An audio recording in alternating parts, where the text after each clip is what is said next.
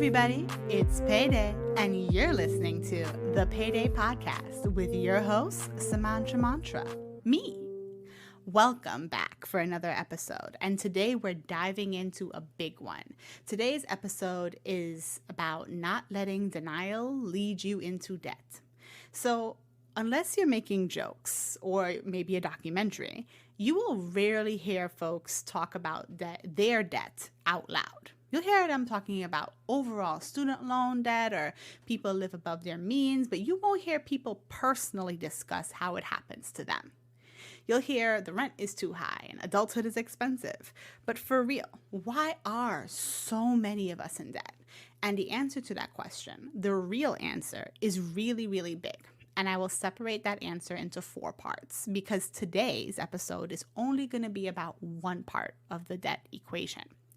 First things first, how does debt occur? Debt occurs when the cost of living doesn't meet with what we're paid for our labor, our salary, our hourly wage. And in pretty much no state and no city in this country does minimum wage equal enough to sustain a single life. End of sentence. And when the checks fall short, that's where debt starts to pile up. 2, second category, second answer to our query of why debt.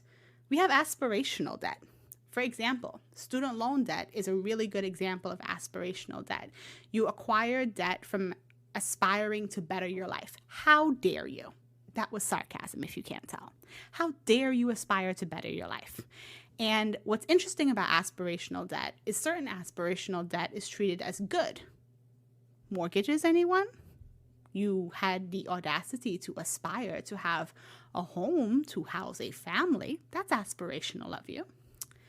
3, medical debt. Straight up, this should be illegal, but offshoring of responsibilities of the health of a nation to an individual causes debt, to no one's surprise. And then lastly, what we are going to be talking about today, because debt is a really big topic, and I would be talking to you for well over an hour if I was going to cover all the main areas of debt. We're going to talk about debt that stems from denial and ignorance. In other words, the debts that you as an individual can immediately take on, immediately change. And don't get me wrong.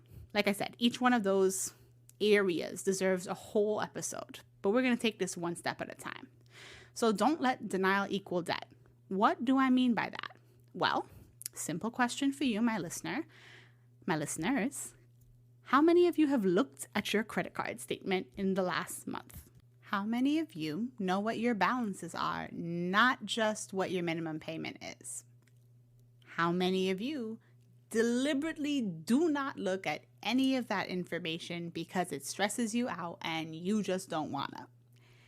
If you answered that third question in the affirmative, congratulations, you're like most people. I would be shocked. I really would be shocked if everyone listening tells me that they look at their credit card statement every month and that they're fully aware of what their balances are and they don't just auto pay their minimums or pay their minimums when their check comes in. And that's because debt is something we avoid because it stresses us out. But let's dig a little deeper into that. I like to use an example from some of my survival and scarcity research. And that example is, to be funny, let's call it a saber-toothed tiger.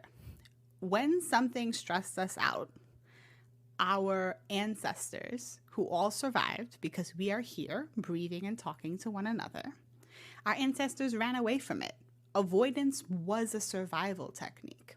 And when you are in survival mode financially or economically or just in your life overall, it is really easy to seem like, I just don't need to see the number. I pay the minimum. I close my eyes and I don't need to know. And that's what I call keeping secrets from yourself. But what you're doing is not necessarily bad. You're trying to survive and you're following an old evolutionary instinct for survival. But the thing about modern day finance and the way life is set up is that those instincts are not always right. If millions of years ago you saw a saber-toothed tiger and avoided the saber-toothed tiger, congratulations, you stayed alive and your chances of survival went up. If, however, fast forward to present day, You see a statement, do not open the statement digitally or printed because you want to avoid the thing that feels threatening to your life. You actually increase your level of precocity. I can't pronounce that word right, y'all. It's one of those words for me. You increase the level of not stability in your life because the avoidance of things that stress you out does not actually increase your chances of survival all the time. And that's really true when it comes to finances. Instead of avoiding things, having and practicing and growing good financial health and habits requires you to confront the truth, confront what is actually happening, how deep in the hole you are, and why you're in the hole. Was it a vacation from 4 years ago that you just were never able to pay off? Did you pay for some medical debt on a credit card? Is it student loans? What were the specific circumstances in life that just came together to feel like they're going to screw you over? Why are you in debt? Can you tell yourself the truth? Because the truth is, some of debt that you acquire in life is not going to be your fault. Case in point, as I stated earlier, medical debt is completely illogical and should be illegal. That should be the government's duty to the citizen to take care of a healthy population, which would equal a lot of other side benefits.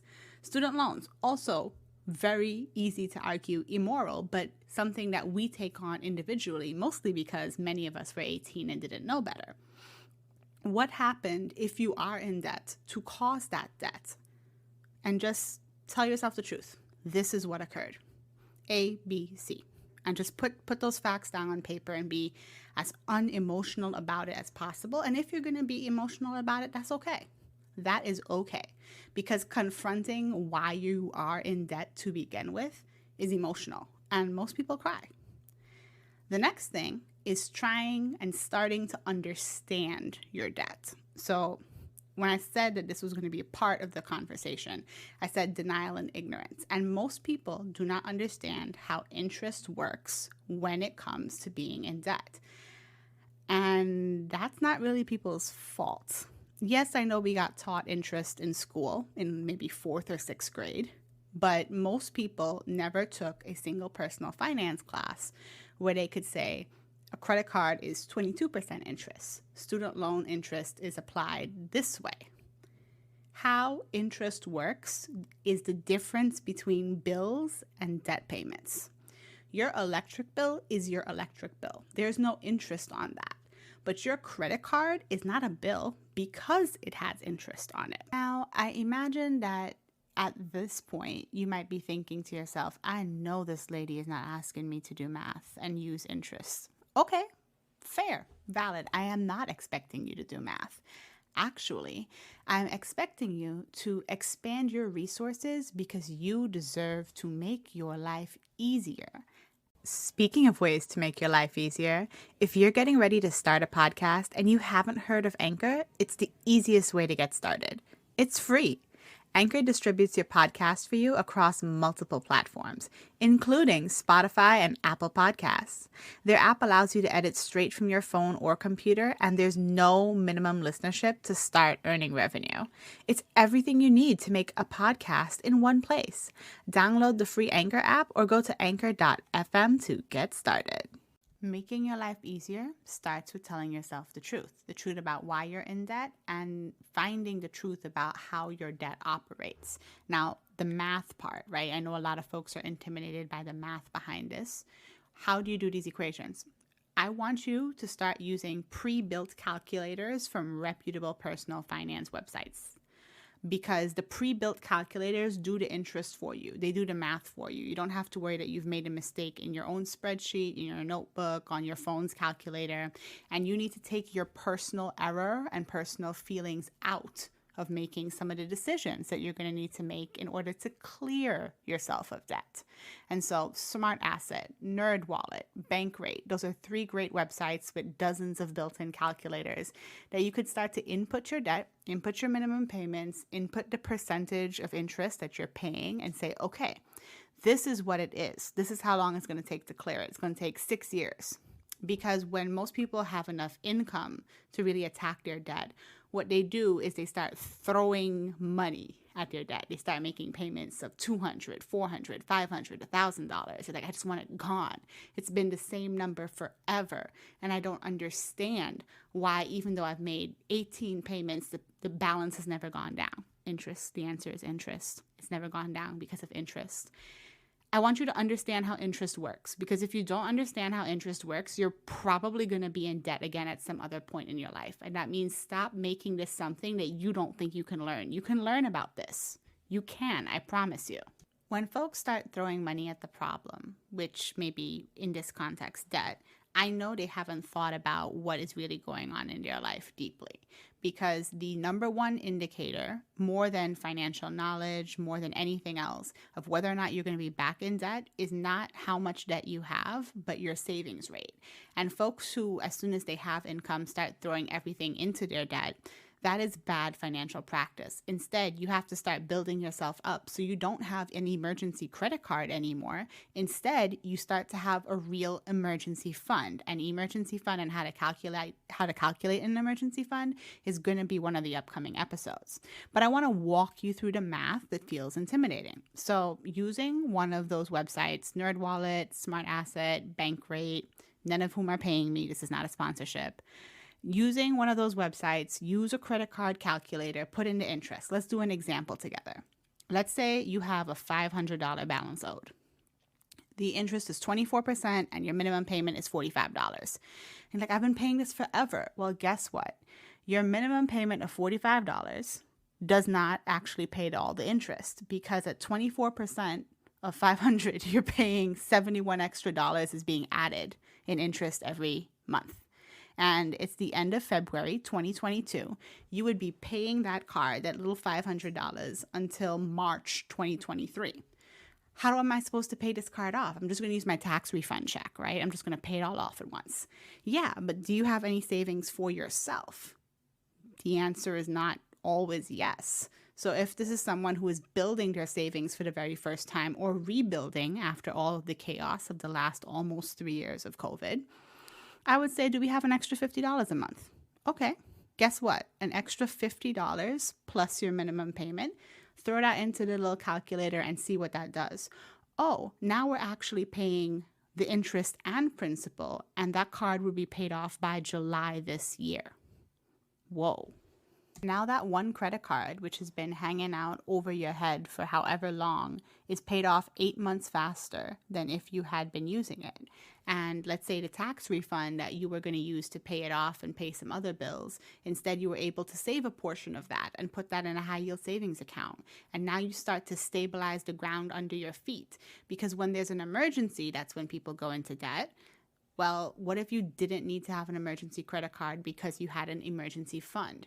And so debt is a complicated conversation. It definitely starts with income, and it also has to do with emotional choices during stressful situations. And it also has to do with keeping secrets from yourself and saying, I just don't understand it, so I'm just going to do this because that's what feels like the right thing to do. I don't like it hanging over my head.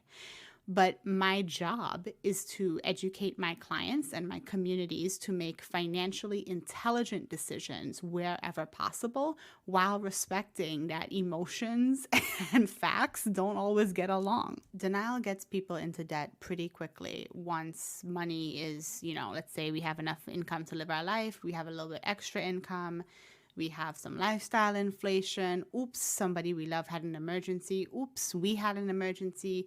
Life happens, Part of the joke of adulthood is, damn, there's never a day when shit don't happen, huh?